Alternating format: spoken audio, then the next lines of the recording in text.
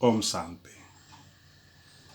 आज का हमारा टॉपिक है रचयिता कौन। रचयिता कौन, रचना करने वाला कौन।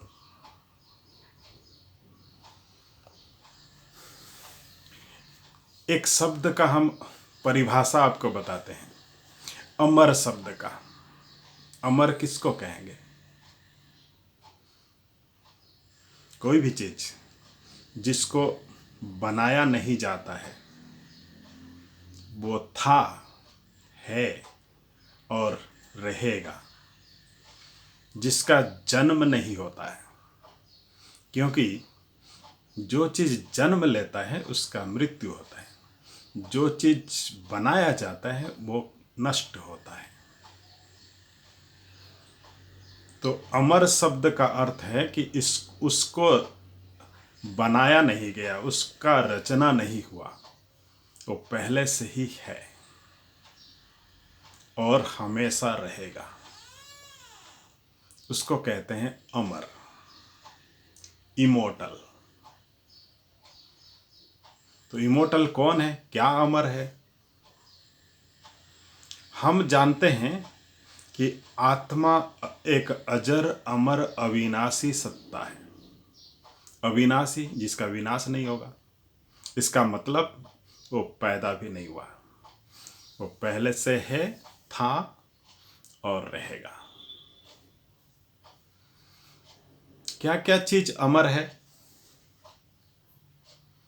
कहानियां, बातें ऐसे बहुत सुन लेते हैं, थोड़ा वैज्ञानिक युक्ति करना चाहिए। मैं कुछ साइंस के लॉ आपको सुनाना चाहता हूं, और ये बहुत कॉमन है। अगर कोई कॉमन स्टडी किया है क्लास 10 लेवल तक, तो वो स्टडीज में आ जाता है। हाँ, हम ध्यान से पढ़ते नहीं और उसको पास कर जाते हैं, फिर आगे चले जाते हैं। वो बुक में था भी या नहीं वो भी नहीं सोचते। मतलब हमारा बुद्धि, जो इंक्विसिटिव माइंड, विवेकशील और कोई इंक्वायरी वाला माइंड ऐसे बनता नहीं, बस पास कर जाते हैं। पर मैं फिर से याद दिलाता हूँ, एक साइंस का लॉ है, law of conservation of mass, द्रव्यमान का संरक्षण नियम। और वो नियम कहता है, mass can neither be created nor be destroyed. Mass को, पदार्थ को, द्रव्यमान को आप पैदा नहीं कर सकते, क्रिएट नहीं कर सकते और डिस्ट्रॉय भी नहीं कर सकते। किसी भी रासायनिक प्रक्रिया में, रासायनिक प्रक्रिया से पहले जितना द्रव्यमान था, रासायनिक प्रक्रिया के बाद भी उतना ही द्रव्यमान रहेगा। लॉ ऑफ कंजर्वेशन ऑफ मास। अभी के क्लास 9-10 लेवल में इसको आप ढूंढ सकते हैं। हायर क्लास में और डिटेल्स होगा। ऐसे ही एक लॉ है, law of conservation of energy. Energy can neither be created nor be destroyed. अच्छा, एनर्जी को आप क्रिएट नहीं कर सकते, एनर्जी को आप नष्ट भी नहीं कर सकते। It can only be transformed from one form to another form. उसको सिर्फ एक रूप से दूसरे रूप में आप रूपांतरित कर सकते हैं। इलेक्ट्रिकल एनर्जी फॉर्म में है, उसको मैकेनिकल एनर्जी कर दिया, थर्मल एनर्जी कर दिया। केमिकल एनर्जी फॉर्म में है, पेट्रोल में, पेट्रोल के अंदर रखा हुआ है। आपके घर में एक गैलन में पेट्रोल रखा हुआ है, उसके अंदर केमिकल एनर्जी रखा हुआ है, और उसको आप यूज करके गाड़ी चलाने लगे तो मैकेनिकल एनर्जी हो गया, कन्वर्ट हुआ। हीट भी प्रोड्यूस हुआ, हीट एनर्जी के रूप में भी आसमान में गया। कहते हैं bread is nothing but A packet of energy. आप जो चपाती खा रहे हैं वो क्या है? ऊर्जा का एक पैकेट आपने अपने अंदर डाला और उसमें से ऊर्जा को आप ले लिए और अपने शरीर को, अपने हाथ पैर को संचालन करने में आपको ऊर्जा मिल गया। ऊर्जा को आप बना नहीं सकते, ऊर्जा को आप नष्ट नहीं कर सकते। अब जिस चीज को बना नहीं सकते और जिस चीज को नष्ट नहीं कर सकते वो तो अमर है, इमोर्टल है। तो फिर किसने बनाया? किसी ने नहीं बनाया, वो पहले से था, है और रहेगा। द्रव्यमान को नहीं बना सकते आप। द्रव्यमान था, है, रहेगा, सिर्फ रूपांतरित होगा। तो संसार का प्रत्येक कण, प्रत्येक पदार्थ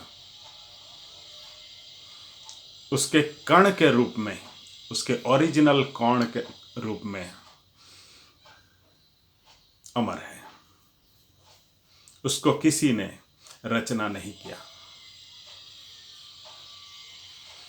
आप जब पैदा हुए 3 किलो के थे, अभी तो आप 70 किलो के हैं। तो ये जो एक्स्ट्रा आ गया 67 केजी, 70 केजी, जो भी, क्या इसको आपने रचना किया? इसको क्रिएट किया आपने? नहीं। ये संसार की पदार्थ को आप ले करके अपने अंदर भर करके जमा किया, डिपॉजिट किया, और वो 3 केजी से 70 केजी के बन गए।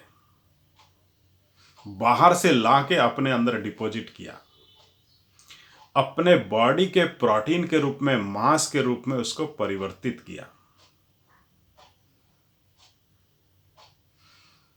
बहुत सारे इनपुट हुआ और बहुत आउटपुट हुआ, उसमें से जो बचा वो शरीर में रहा। जब एक्स्ट्रा हो जाता है, ज्यादा हो जाता है, कहते हैं वेट लूज करना है, कम करना है, तो कम भी करते हैं, वो बाहर चला जाता है बॉडी से। तो मांस को आप पैदा नहीं कर सकते हैं।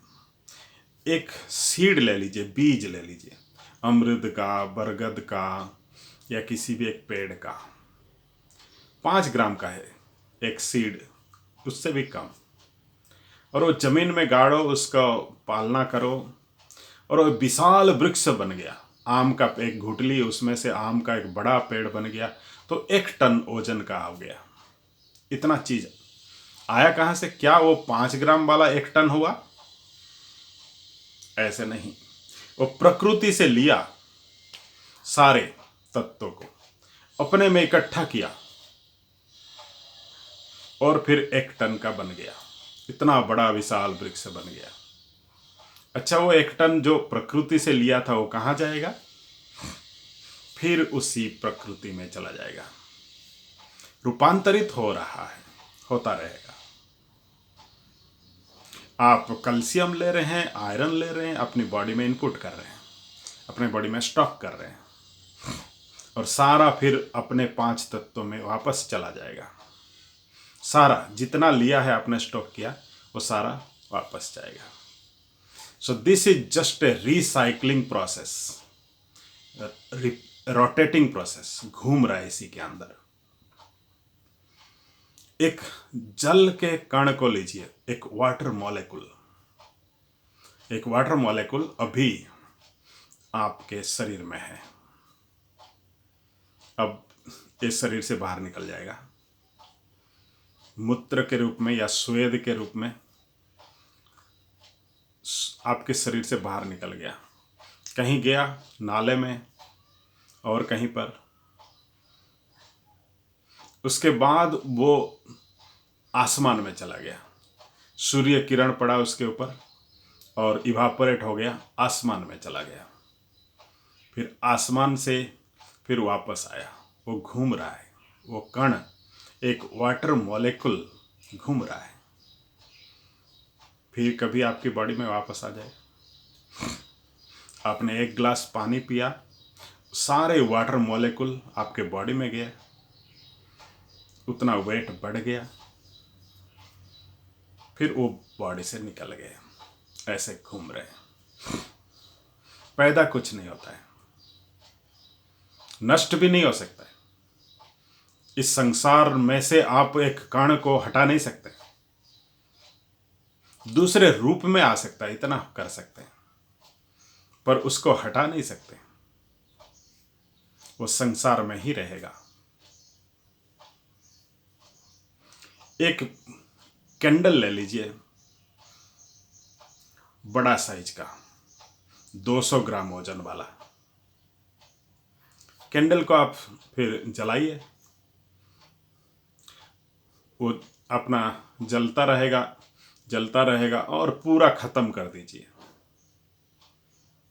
आखिर में जैसे थोड़ा भी कुछ ना बचे, चलो बचता है 2-3 ग्राम पड़ा रहे, कोई दिक्कत नहीं, पर 200 ग्राम कैंडल जलाने से पहले वजन किया, 200 ग्राम, 100 ग्राम, 50 ग्राम, और आपने उसको पूरा जला दिया,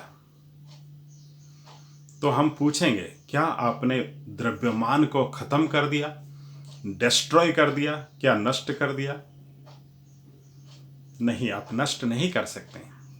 वो सारे के सारे द्रव्यमान इस धरती पर है और वो अभी गैस के फॉर्म में है। जो गैस निकल करके उसमें से जा रहे हैं उसका आप हिसाब नहीं कर रहे हैं। एक ऐसे कवरिंग में रखिए, ग्लास कवरिंग के अंदर उस कैंडल को, ताकि वो पूरा जल पाए, ऑक्सीजन उतना मिल जाए। ऐसे एक टेस्ट ट्यूब उल्टा करके उसके अंदर ढक के रखिए, बड़ा साइज का, कमरा साइज का, और जलाने से पहले उस पूरा सेट को वेट कीजिए, वजन कीजिए, और उसके बाद जलाइए। और जलाने के बाद फिर वजन कीजिए, क्योंकि आपने उस गैस को भी बाहर जाने नहीं दिया, टेस्ट ट्यूब की कवरिंग में रखा।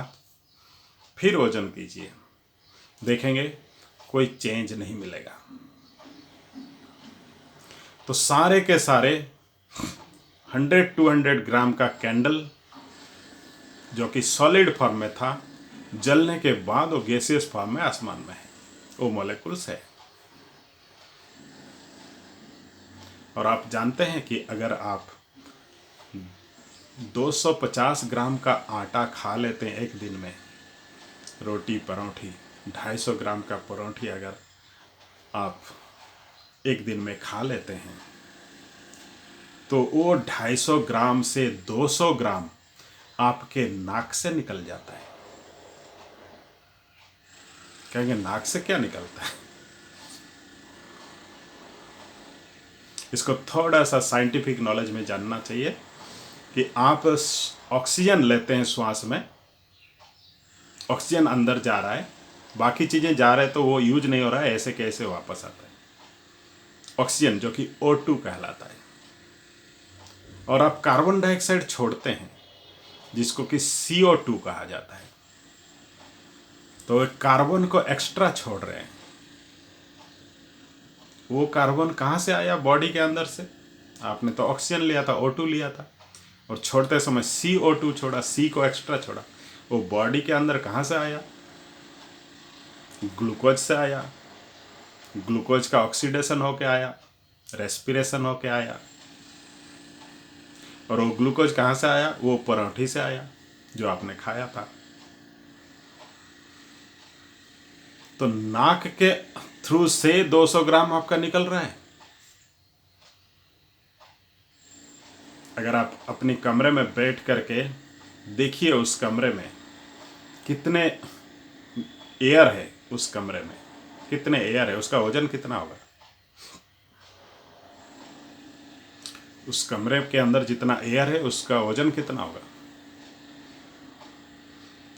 अगर आप 15 बाई 15 का कोई कमरा लेंगे, कम से कम 50 kg का एयर है उसके अंदर, जो हम फील नहीं करते कभी भी। कार्बन उत्सर्जन की बात होता है देश और देश के अंदर, कार्बन इमिशन, किस आसमान में कार्बन को कम से कम इमिशन किया जाए, निकाला जाए धुआं के रूप में, सस्पेंडेड पार्टिकल्स के रूप में। तो बहुत सारे वजन आसमान में ऐसे चले जाते हैं, हमारी नॉलेज में नहीं रहते। पानी इवापोरेट होकर के कितना आता है समुद्र से, मानसून से पहले पूरा एक समुद्र आ जाता है। आप सोचिए, नदियों में जो बाढ़ होता है पूरा चारों ओर पानी पानी कर देता है, उतने पानी आसमान में आ जाते हैं और वो सारा फिर जमीन में आते हैं। उस सारे पानी को अगर इकट्ठे करके सोचा जाए कि आसमान में कितने पानी है, कितने टैंकर पानी होंगे। ये जो पॉइंट था, इसका सार पॉइंट ये है कि द्रव्यमान, मास या कण नष्ट नहीं होते हैं, बनाया भी नहीं जाता है। तो ये तो पहले से है, ये तो साइंस के नियम में सिद्ध किया गया है। इसको कहते हैं law of conservation of mass, law of conservation of energy. उस नियम के हिसाब से हम कहेंगे कि मास और एनर्जी 5 तत्वों का चीज, क्योंकि उसको क्रिएट भी नहीं कर सकते और डिस्ट्रॉय भी नहीं कर सकते, तो उसको कहेंगे हम अमर, वो है। पर हम इसको विनाशी कहते हैं। क्यों विनाशी कहते हैं? क्योंकि उसको हम जिस रूप में उपयोग में लाते हैं, जिस रूप में देखते हैं, वो उस रूप में हमेशा नहीं मिलेगा। वो नाशवान है। जैसे मेरा शरीर, इस शरीर के रूप में ये नहीं मिलेगा, इसलिए ये शरीर नाशवान है। इसका लाइफ स्पैन कम है। पर इस शरीर जिन कणों से बना हुआ है वो अमर है। आपके घर में जो बेड है, वो जो बेडशीट है, उसका क्या उम्र है? और वो बेडशीट आपके पास आने से पहले कहाँ था? दुकान में था। दुकान में आने से पहले कहाँ था? उसका अगर साइकिल, उसका गति को अगर देखेंगे, ट्रैकिंग करेंगे, तो आप कहेंगे वो कोई पेड़ में था, कॉटन के रूप में। पेड़ में कहाँ से आया? जमीन में था। तो जमीन की चीजें पेड़ों में आकर के फिर फाइबर बन करके फिर बेडशीट के रूप में आपके पास है। अब जाएगा कहाँ?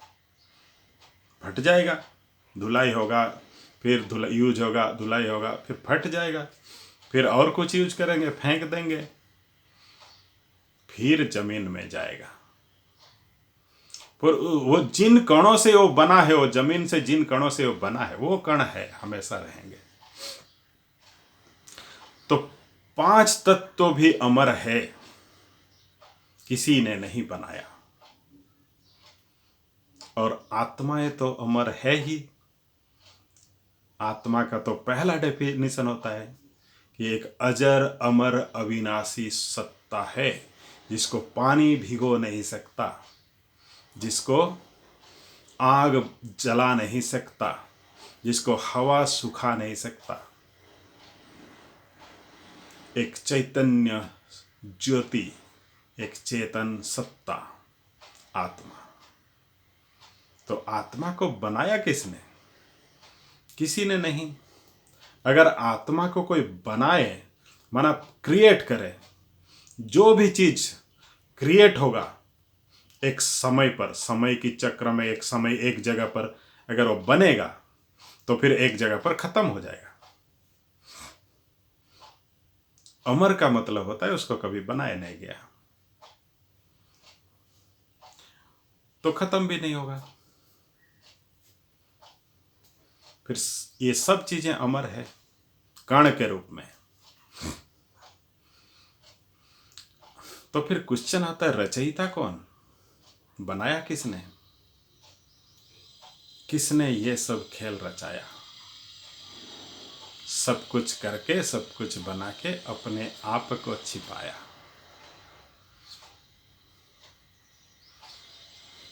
रचयिता कौन?